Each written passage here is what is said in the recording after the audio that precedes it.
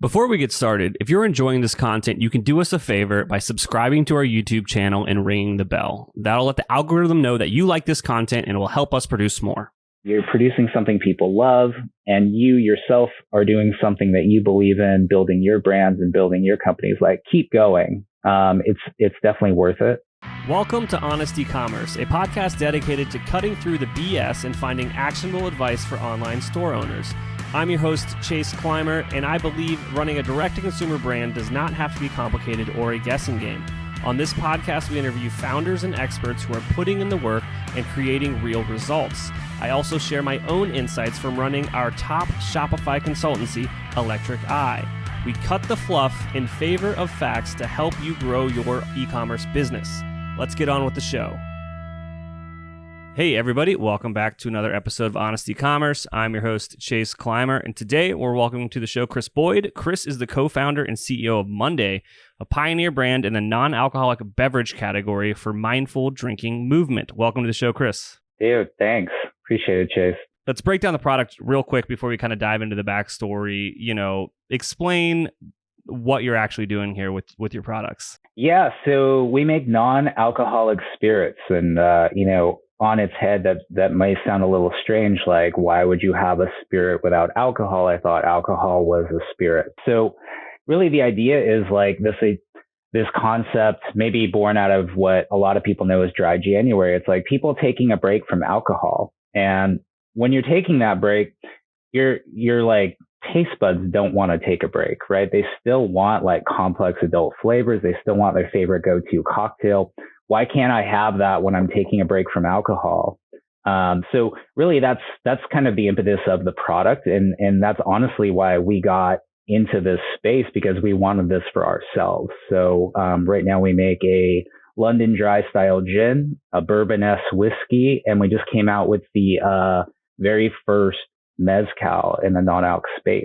So it's a new and interesting category that's really growing by leaps and bounds. I believe it's the fastest growing segment in all of adult beverage. So it's a lot of fun. And I think as awareness starts to grow in the space, I think a lot of people gravitate towards like some of the new non-alc beers that are not O'Doul's. They taste amazing.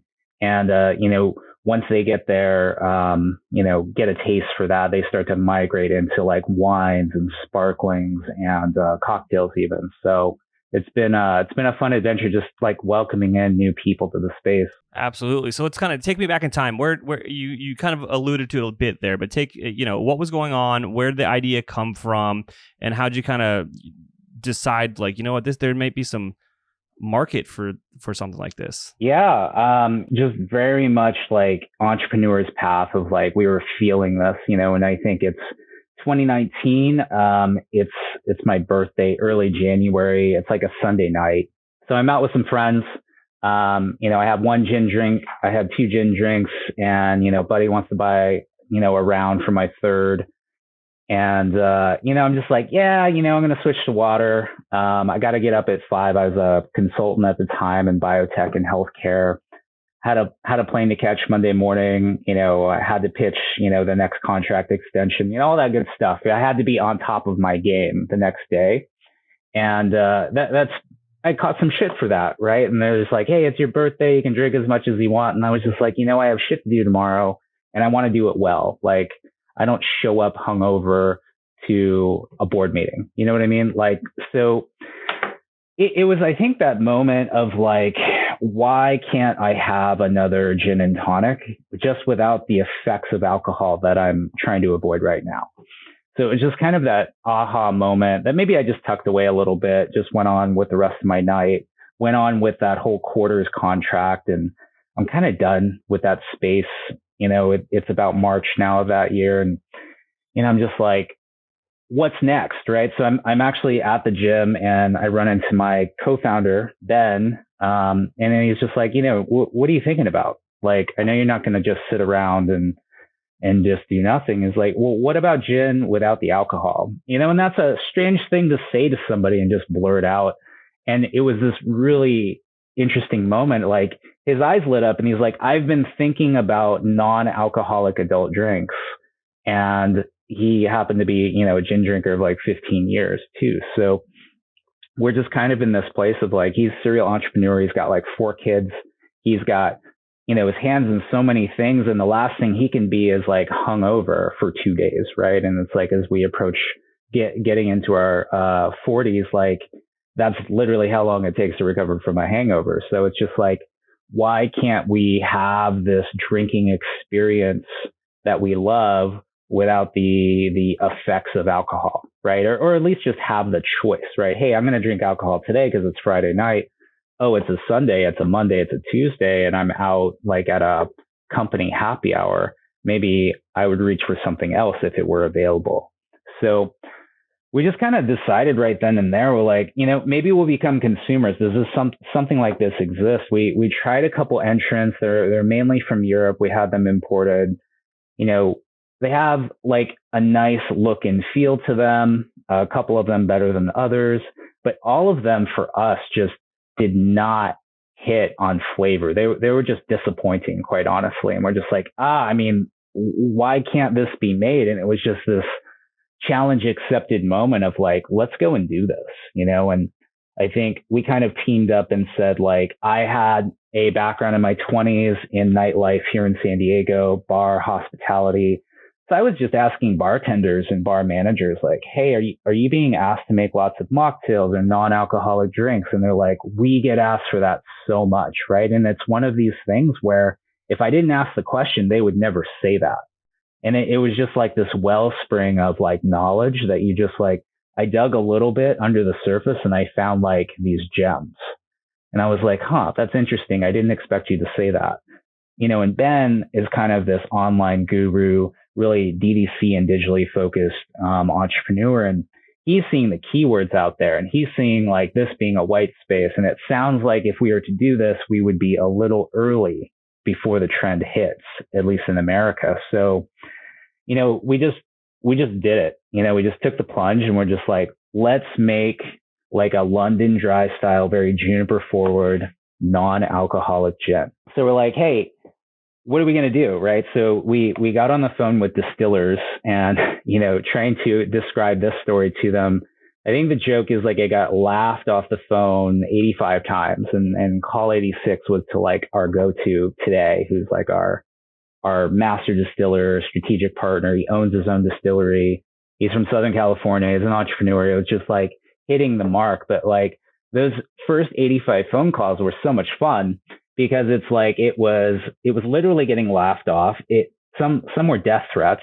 Mostly people were just like, why would you take the coolest thing about a spirit and remove it? Like, how dare you? I'm offended, and as an entrepreneur, right, you're just like, this is so great. Because if I took 85 phone calls and every one of them was like, yeah, we can do this. It's cheap, it's easy, it's simple. And I get asked about this all the time. I'll be like, yeah, this probably isn't for us. So I love that there was a challenge there. And we eventually found somebody who was like, I'm into what you're doing. I don't know how we'll get there, but I'm willing to take the ride. And, that's all we could have asked for, right? Because it's like, we know where we're headed on the flavor profile front, no idea how to make it.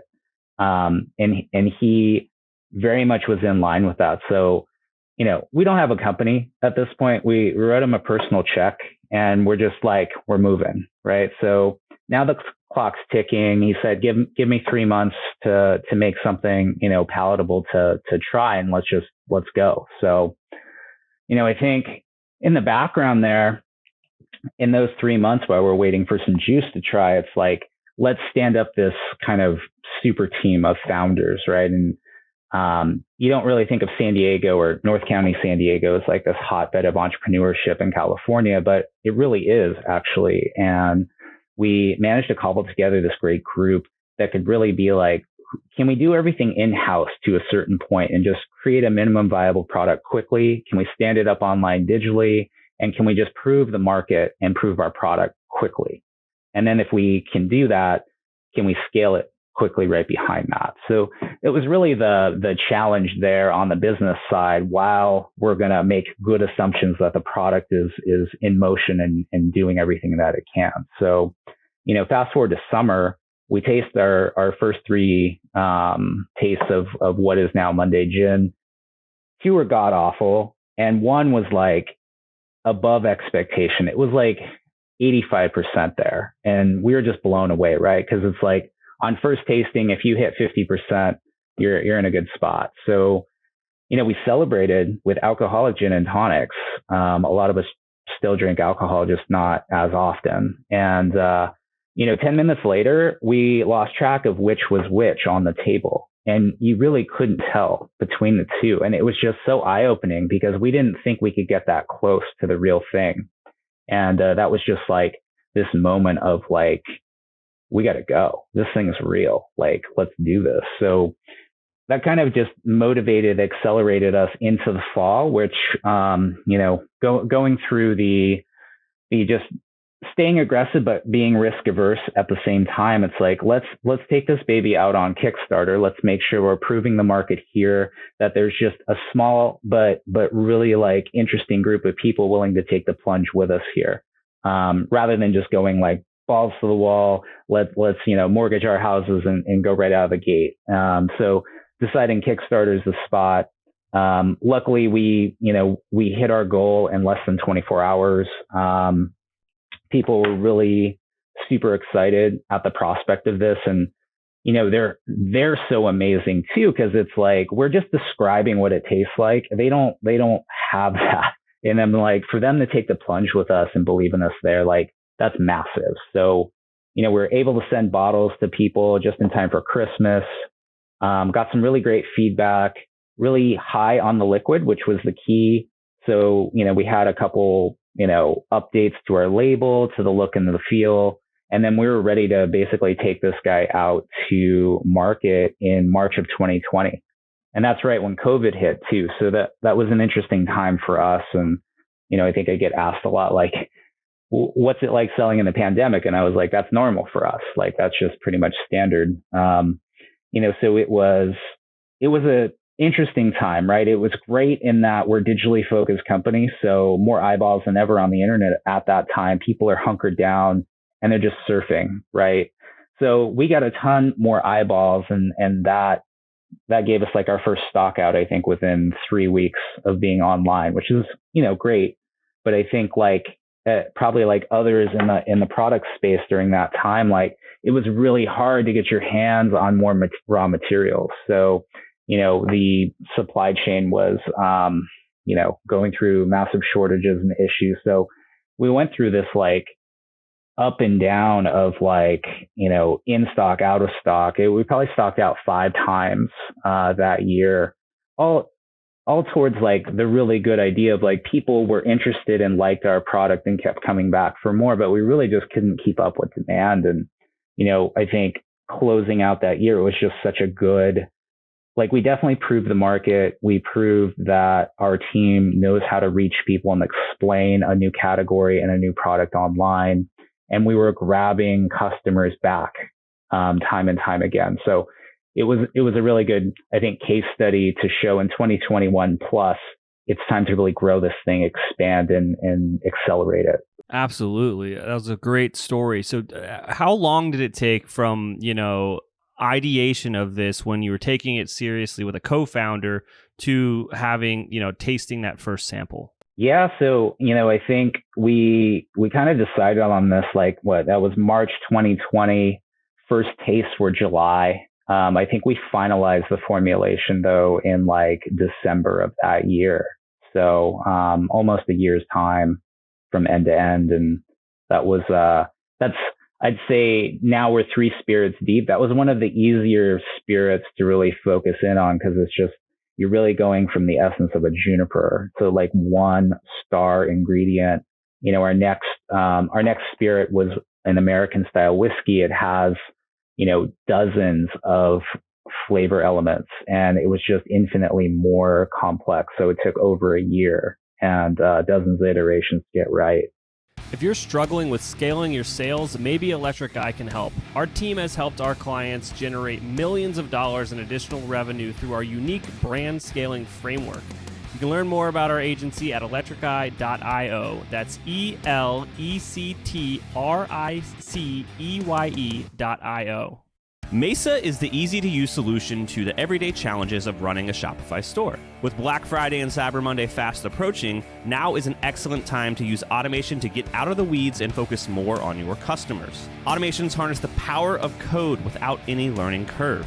You can easily customize how Shopify and your apps work with one-click integrations. From auto-tagging orders to sending package status updates to customers, Mesa connects your data where it's needed most.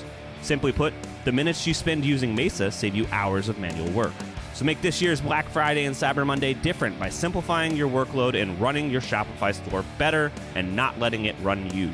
Search for Mesa, that's M-E-S-A, in the Shopify App Store and download the app today. Free plan available with no cost setup included. We've talked about this before on our podcast, but returns are an absolute hassle. They're often costly, time-consuming, and complicated. But there's a better way to handle returns. Our partner Loop helps Shopify brands deliver hassle-free return experiences. Their platform empowers shoppers to process their own returns, creating a better user experience for both you and your customers. Plus, they encourage exchanges over refunds. They make it a lot easier for shoppers to browse through your entire product catalog at the point of return. It's a true win-win. Loop is trusted by over 1,600 Shopify merchants, from side hustles to enterprise-level brands like Patagonia, Brooklinen, and Chubbies.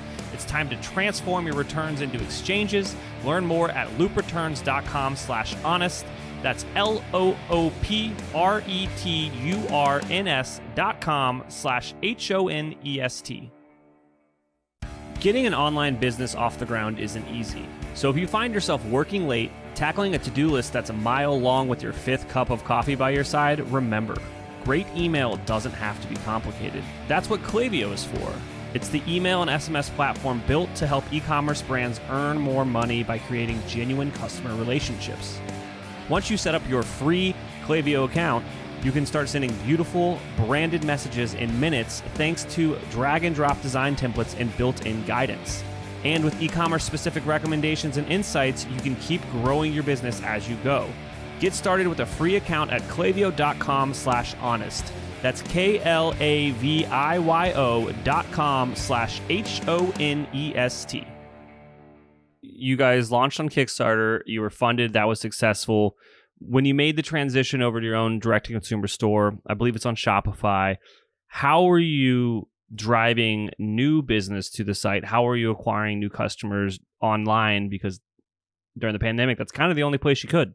Yeah, so paid social, paid media was our primary means. So co-founder Ben was actually one of the very first employees of Facebook in Australia, and he actually helped develop the ads engine that we all use today as digital marketers. So, massive edge for us.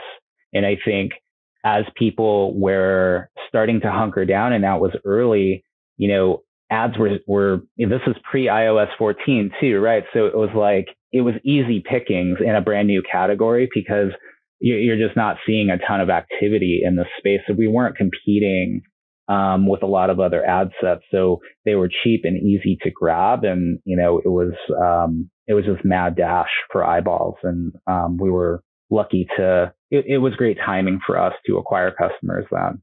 We've interviewed a few other true traditional alcohol brands on here, and anything kind of in that traditional vice product category, you can't do paid ads. Do you ever kind of experience those issues kind of aligning you with what you actually aren't? That started a bit early. So I think we got kicked off the platform, Facebook and Google 2 or 3 times, Amazon once as well, just when we tried to sell there, and they're just like, your alcohol, you can't do that. So I'd say we were down collectively for less than 2 weeks combined on that over a 9-month period. Now it doesn't happen because the category, I think, is gained enough traction to where they can tell between alc and non-alc. But, I think you hit on a key mark, right? So standing up this business, yes, it was definitely about the product and finding flavor without alcohol. But strategically, we very much understood that alcohol can't do a lot of things that non-alcohol products can. And that was in our opinion, one of the superpowers of standing up a business like this is we can go online quickly. We can do it fast. We can advertise in ways they can't. And we can tell our story digitally to a new category of people, as opposed to, I think of traditional alcohol, store shelves in liquor stores. You can't tell a story with a brand new product on that store shelf. You get about 3 seconds. And, at the time, if we had just gone that route, people are going like, what is this? Why would I do that? Right. And it's like online, you get to tell that story and get a little bit more time with those folks and help them reason with the whys behind it. So it was this beautiful place that, strategy, tactics, and timing all kind of came together. Absolutely. Now, we've had a lot of interviews on the show with people with co-founders. It's usually like one other person, but there's 6 total co-founders. Can you talk about how you guys make that work and, what are some of the strengths that people are bringing to the table? Yeah, definitely. So kind of just mentioning, right? So we really wanted to create this super team, and everybody brings their strengths to the table. So, just starting with me, chief executive, right? So I run the show, I keep the business moving, but I'm also the face too, right? So just kind of coordinating all the resources, running my own team, but then also keeping co-founders in their lanes doing their best work, because most of them are very, very much specialists where I'm the generalist, if that makes sense. Absolutely. So I'll go down the line, right? So I talk about Ben a lot too. Ben's really our digital marketer, stood up a lot of the strategy, had a lot of the help with paid media strategy, especially, and just getting minimum viable product up on the internet sellable. Then we talk about that's mainly Shopify. So then we talk about Amazon, the other beast you have to feed when you're e-commerce. We have Brad and Ryan on our team. So they actually come from one of the world's most successful Amazon selling agencies. So a lot of product brands come to them and say, we want to sell on Amazon. Don't show us how, do it for us and do it better than we could do it ourselves. So having them in-house means we essentially have all the tenants of one of the best agencies in that space for free. So that was a huge gain. Just getting us there, and we continue to scale daily on that platform. So we have Marcelo also is our chief design and branding officer. So he's responsible for the beautiful bottle label and everything you see associated with the Monday brand that's visual. And, we think we're just starting to see, I think people are starting to appreciate how much he brings to the branding and design table. We were just at the San Francisco World Spirit Competition. It's kind of like the Oscars of the spirits world. And we just won double gold medals for design on all his beautiful branding bottle labels. So that was amazing. And I think we're just getting started with what's in his brain. It's just, it's like next level stuff. I think it would easily be a 6 or 7 figure bill if we were to go grab that from the street. So having him in-house is a definite superpower there.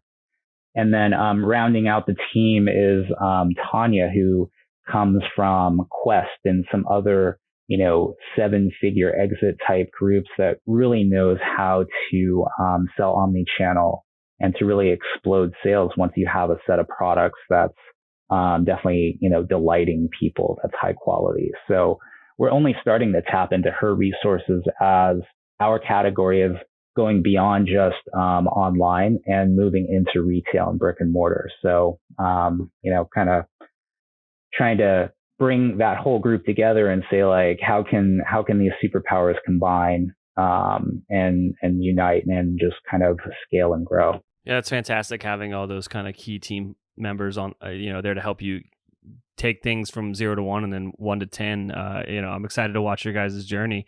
Is there anything I didn't ask you about that you think would resonate with our audience? Chase, you were telling me, a lot of your listeners are fellow founders and, execs and all that good stuff, entrepreneurs. I'd say hearing my story, it sounds like this was easy, right? And we had great timing and everything was hunky dory, right? It's definitely fraught with challenge, and I don't want to, be too overly optimistic and say hey, it's going great. we've definitely had our share of challenges. I think the key thing that I would say is like, if you're out there grinding and constantly pivoting, just know like we're there with you. Every turn of event just requires this next set of like, God, what do we do now? There's really just no playbook on what's going on with the world. So just constantly having your head on a swivel and just looking at like the landscape and saying like, cool, what do we do now? What do we do now? And just being okay with being so flexible, and just, kind of moving forward no matter what, because I think standing still ensures you're dead in the water. So, always be moving and always be thinking. And, I hope you take away more than like, this isn't a grand story. We have a ton of challenges in front of us too. It's a brand new category. I think just trying to still get people to understand the why of it is there on top of, everything going on with supply chain and, always capital raising and all that good stuff. So it's just like this. If you're doing something people, you're producing something people love, and you yourself are doing something that you believe in, building your brands and building your companies, like keep going. It's definitely worth it. And I'd say like that's from somebody who's been through corporate, that's been building businesses for other people. And I think now here building something for myself and for the customers that reach out to us every day, I'd say like stick with it. It's worth it.